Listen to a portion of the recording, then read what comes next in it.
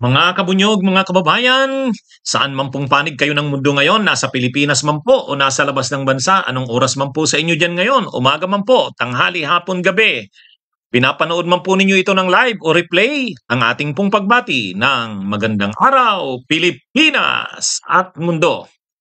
Mga kabunyog, kahapon, mainit na balita pinag-usapan sa social media. Ang di umano'y suspensyon ni Baste Duterte. Suspendido daw ito. Kinumpirma mismo ito ni Harry Roque, may nakuha na daw silang impormasyon na talagang isususpindi na si Mayor Baste Duterte ng Davao City. Agad-agad naman nag-react ang mga vloggers ng DDS. Lahat halos ng mga vloggers ng DDS, yun yung kanilang topic eh. Sabi ni Banat Bay, Baste Duterte suspendido. Kahit si Trixie Cruz Angeles, topic niya yan na kahapon o nung isang araw ang tungkol diyan sa suspensyon ni Baste. Galit na galit ngayon ang mga DDS, Yun yung mga naging tema ng kanilang mga posts, ng kanilang mga vlogs, ang suspensyon ni Baste Duterte. Ikaw ba naman ang anak ng presidente ng dating presidente ng Pilipinas, si Rodrigo Roa Duterte, dating presidente, tapos ang kanyang anak, mayor ng Davao, si Baste. Pag sinabi mo kasing Davao City, kaharian nila yan. Tapos ngayon, isususpindi siya. Talagang parang sa mga DDS, matindi na yan. Kumbaga, na yan? Kumbaga, pinuno nyo na ang salop. Kasi sinuspindi nyo yung governor ng Davao del Norte. Yan? Nag-react na sila dyan. Yung sinuspindi si Edwin Jubahib. Sinuspindi si Rama ng Cebu, mayor ng Cebu City. Nag-react na rin sila dyan. Pero hindi nila maisip na isususpindi si Baste. Yung iba pwedeng isuspindi. Pero pag anak na ng dating presidente at Davao City mayor pa yan, ay baluarte nila ang Davao, isususpindi mo si Baste Duterte, ibang usapan na yan. Kaya ngayon, kumbaga, ang may advisory ng kumakalat, ito ngayon, mga kabunyog, nakikita nyo dyan sa kaliwa, important advisory. O yan. Mga kabunyog, o yan, nakikita nyo, important advisory. O, alisin nga muna natin ang picture ni Baste. Palakihin muna natin tong advisory daw na to. Yan, basahin natin. Important advisory. 7 Hunyo 2024. So kahapon. Calling all Maisog / TAPS chapters and supporters, national and international. Please stand by for instructions on our immediate response on the impending suspension order for Mayor Baste Duterte that is expected to be served anytime soon, today or tomorrow. Salamat po. Yun. Na sila. Nagbigay na ng advisory sa kanilang mga supporters ng mga DDS, lalo na itong tinatawag nilang Maisog at TAPS. Yung mga TAPS at Maisog. Yan ang kanilang tinatayong grupo ngayon. Na sila. Nagkalat na ng advisory. Parang paunang paabot. Maghanda kayo. Parang ganyan yan eh. Advisory. Yan importanteng advisory daw nila. Kahapon linabas. Please stand by for instructions. Yan. Maghintay kayo, maghanda kayo at maghantay ng instructions kung anong dapat nilang gagawin kung ilabas na ang order para sa suspensyon ni Mayor Baste Duterte ng Davao. Yun, naghahanda na sila. Ano naman kayang plano nila? Magpi-people power ba sila? Matagal na nilang pinapanawagan yung people power na yan eh. Wala namang nangyayari. Kahit yung kanilang mga rally ng Maisog. Wala naman. Yung sa yung sa Cloban City, hindi na lang nila tinuloy. Si Baste, pumunta na lang doon. Bumisita na lang doon sa sinasabi nilang project ni Duterte pero wala, hindi na natuloy. Doon sa Dumaguete City, nagkasubuan na, tinuloy nila pero kukunti lang ang tao. Ha? Yan yung yan na yung nangyayari diyan. Ay nung lumabas ang arrest warrant ni Kibuloy, sabi nila, magrarally rin sila, people power. Walang nangyayari diyan. Wala na kasing persa masyado ang ang Duterte, ha? Wala na 'yan. Hindi naman 'yan social media na lang 'yan. Yan mga vloggers ng DDS, 'yan, mga maiingay pa 'yan sa social media. Sila Banat Bay, yang sila Trixie Cruz Angeles, 'yan. Sila Lorraine Bado, 'yun. Sila na lang 'yan. Ha? Sila. Mananawagan sila ng people power. Walang people na tutugon diyan. Natatawa nga ako kay Roque. Sabi ni Roque, kala nyo ba itong mga ginagawa nyo ngayon sa Duterte? Ang nahihirapan nito ay sila Duterte? Hindi. Ito ay laban sa taong bayan. Wow. Mga kabunyog, ito daw mga ginagawang panggigipit sa Duterte. Ang apektado daw nito ay hindi naman ang Duterte, sabi ni Roque, mga kabunyog. Ang apektado daw nito ay ang mamamayan. Ito daw mga ginagawang itong planong suspensyon kay Baste Duterte, itong mga ginagawa kontra sa Duterte. Yan daw ay nakadirect. Ang tinatamaan daw ay hindi naman daw Duterte, sabi ni Roque. Ang tinatamaan daw niyan, nakakaawa ay ang taong bayan. Wow. Wow.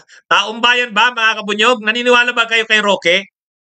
Halimbawa daw itong suspension na ito kay Baste.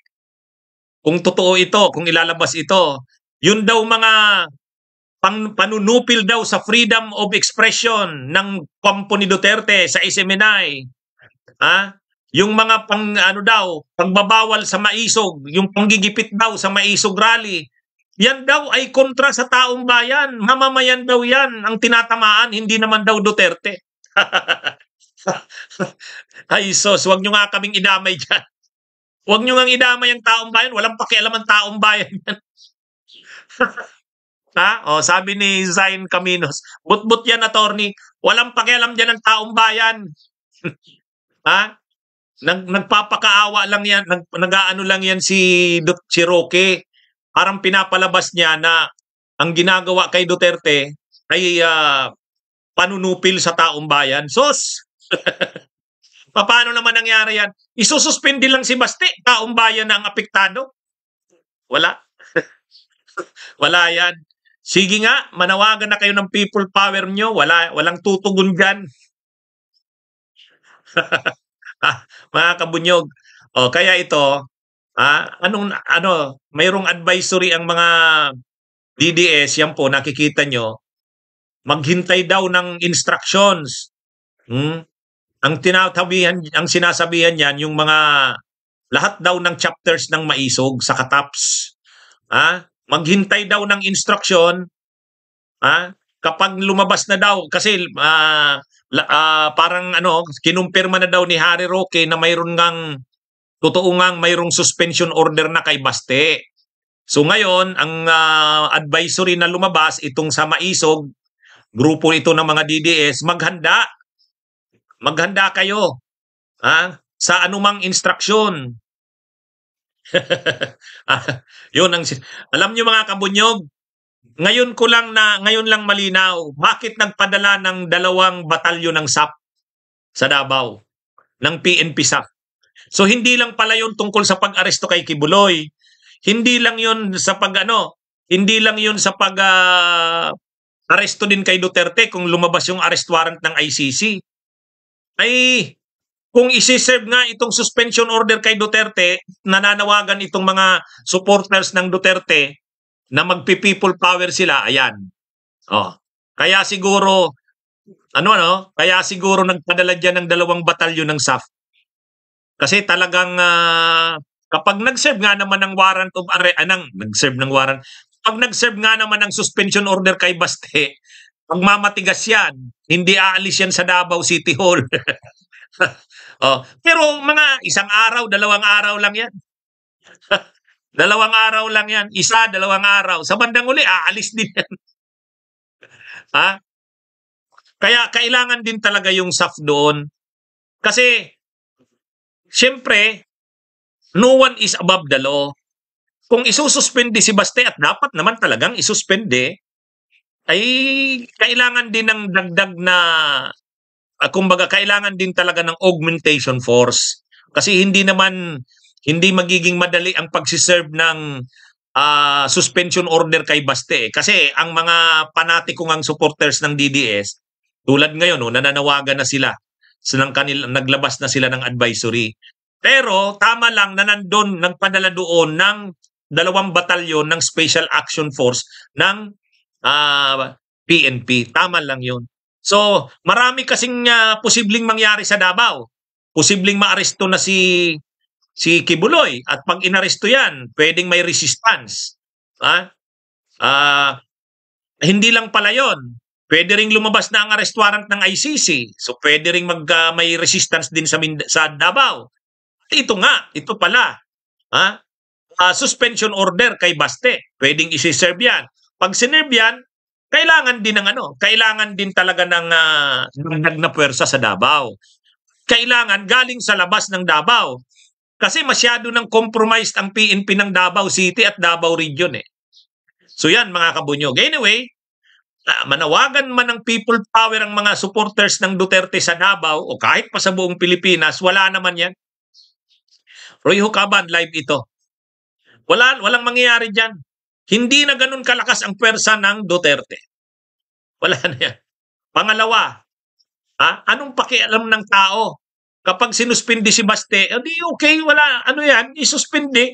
Wala, hindi makikipaglaban ang mamamayan para lang kay Baste Duterte. Kahit yung kanilang supporters, hindi tatagal yan. Mga isang araw lang yan, 2 araw, nandun si Baste sa Davao City Hall, hindi lalabas. Wala, hindi naman siya tatagal dyan. Parang katulad lang yan kay Gwen Garcia noon. Naalala nyo nung panahon si Gwen Garcia, ayaw ding ayaw ding kilalanin yung suspension order niya noon bilang governor ng Cebu province. Sa bandang uli, wala naman siyang nagawa. Diba? Yan? Kaya sige, manawagan na kayo ng people power nyo, pero ang malinaw dyan, hindi yan uubra. Wala na. Yung mga maisog rally nga nila, linalangaw eh. Ay, ito lang kay Kibuloy na may arrest warrant. Di dapat nag-aalit na ang mga supporters nila dyan nung naglabas ng arrest warrant. Nagparali pa si Kibuloy doon sa Liwasang Bonifacio. Ilang araw yon? 7 araw. Akala nila araw-araw madadagdagan ng tao. Tapos nung ikahuling araw, pinapunta pa si Duterte. Kahit si Sara nandun, kahit si Bongo, si Robin Hood Padilla, si Bato. Yung lahat sila nandun. Pero wala rin eh. Wala rin, hindi rin napuno ang wala rin nadagdag na masyadong tao.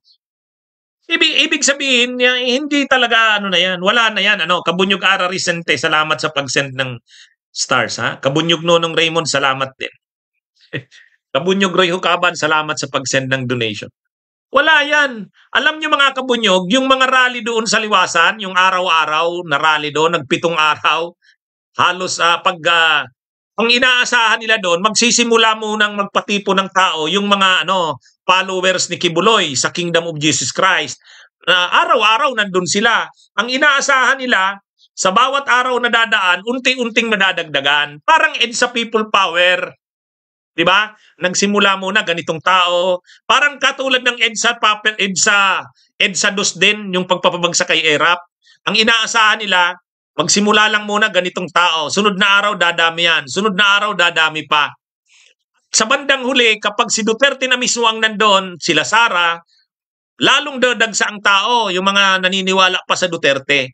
Yun, pang 7 araw, pumunta na dun si Digong. Si Rodrigo Duterte mismo, nandun. Pumunta rin si Sara. Pumunta rin yung mga senador nila, si Bato, si Bongo, si Padilla. Ay wala naman. Hindi naman nadagdagan ng tao. Tama ka kasi, Reni Telles Perez. Ang totoong people power hindi sinasadya, kusang nagaganap. Saka kailangan talaga ng suporta ng tao. Kaya nga people eh. Sa kanila, walang support ang people dyan. Ha? Lusaw na ang DD sheet, sabi ni Rosana Idugiron. Kunti na lang yan. Oh, yan ang totoo dyan. Kaya hindi uubra yan mga people power na yan. Anyway, so yan mga kabunyog, mga kababayan, yan po ang ating topic ngayon dito po sa Magandang Araw, Pilipinas at Mundo. May hulanong salita na ang ibig sabihin dito ay ang pagkakaisa. Bunyog Party List. Halika na, Bunyog Party List ka na. Halika na, Bunyog Party List ka na. Sa susunod, ang atinang suportahan, Bunyog Party List, nagtataguyod ng katotohanan, lumalaban para sa bayan.